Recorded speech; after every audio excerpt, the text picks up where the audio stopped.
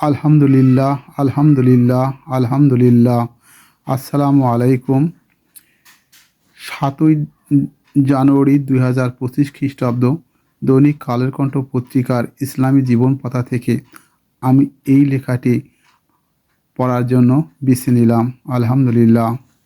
শিরোনাম: আল্লাহকে দুনিয়ায় দেখা সম্ভব নয়। আল্লাহকে দুনিয়ায় দেখা সম্ভব নয়। লেখক আহমদ মোহাম্মদ। আল্লাহ লেখক মহোদয়কে উত্তম বিনিময় দান করুন। বিসমিল্লাহির রহমানির রহিম। আহলে সুন্নাত ওয়াল জামাতের আকীদা ও বিশ্বাস হলো দুনিয়ায় আল্লাহকে দেখা সম্ভব নয়।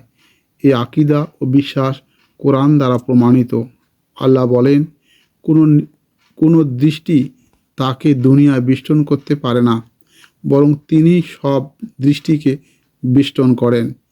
তিনি অতি সূক্ষ্মদর্শী এবং ভেতর বাইরে সব বিষয় বিজ্ঞ। সূরা আনাম আয়াত 103। এর প্রমাণ পাওয়া যায় মুসা আলাইসাল্লামের ঘটনায়। মুসা আলাইসাল্লাম যখন হে আমার রব, আমাকে দেখা দাও বলে আল্লাহকে দেখতে চেয়েছেন, তখন জবাবে আল্লাহ বলেছিলেন, তুমি কখনো আমাকে দেখতে পারবে না। পবিত্র কোরআনে এসেছে, মুসা আলাইসাল্লাম যখন নির্ধারিত স্থানে উপস্থিত হলো, তখন তার রব তার সঙ্গে কথা বললেন। সে তখন নিবেদন করল, হে আমার রব, আপনি আমাকে দর্শন দিন। আল্লাহ বলেন, তুমি আমাকে কখনো দেখতে পারবে না, তবে তুমি ওই পাহাড়ের দিকে তাকাও। যদি ওই পাহাড় স্বস্থানে স্থির থাকে, তাহলে তুমি আমাকে দেখতে পারবে। অতঃপর তার রব যখন পাহাড়ে জ্যোতিষ্মান হলেন, তখন তা পাহাড়কে চূর্ণ বিচীর্ণ করে দিল, আর মুসা আলাইসাল্লাম সংজ্ঞাহীন হয়ে পড়ে গেল। যখন চেতনা ফিরে এলো, তখন সে বলল, আপনি মহিমাময়। আপনার পবিত্র সত্তার কাছে আমি তওবা করছি এবং আমি সর্বপ্রথম ঈমান আনলাম। সূরা আরাফ আয়াত 143।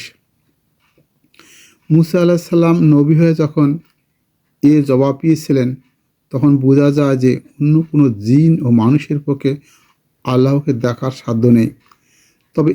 তবে এসব কথা দুনিয়ার জীবনের জন্য প্রযোজ্য, কেননা পরকালে মুমিনরা আল্লাহর সাক্ষাৎ লাভ করবেন।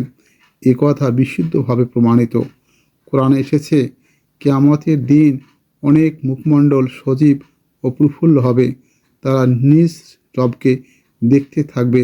সূরা কিয়ামা আয়াত 22-23। দুনিয়ায় আল্লাহকে দেখা অসম্ভব হওয়ার বিষয়টি হাদিস দ্বারাও প্রমাণিত।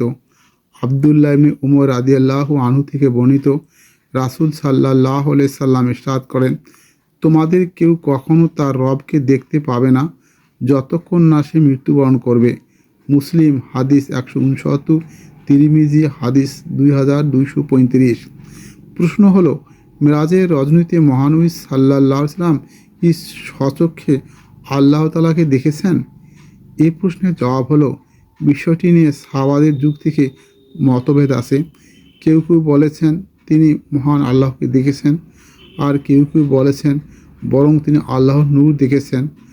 আবু যর গিফারি রাদিয়াল্লাহু আনহু বলেন, আমি রাসূল সাল্লাল্লাহু আলাইহি সাল্লামকে জিজ্ঞাসা করলাম, আপনি কি মেরাজে আপনার রবকে দেখেছিলেন? তিনি বলেন, নূর দেখেছি, কীভাবে আমি তাকে দেখব? তিরমিজি হাদিস 3282।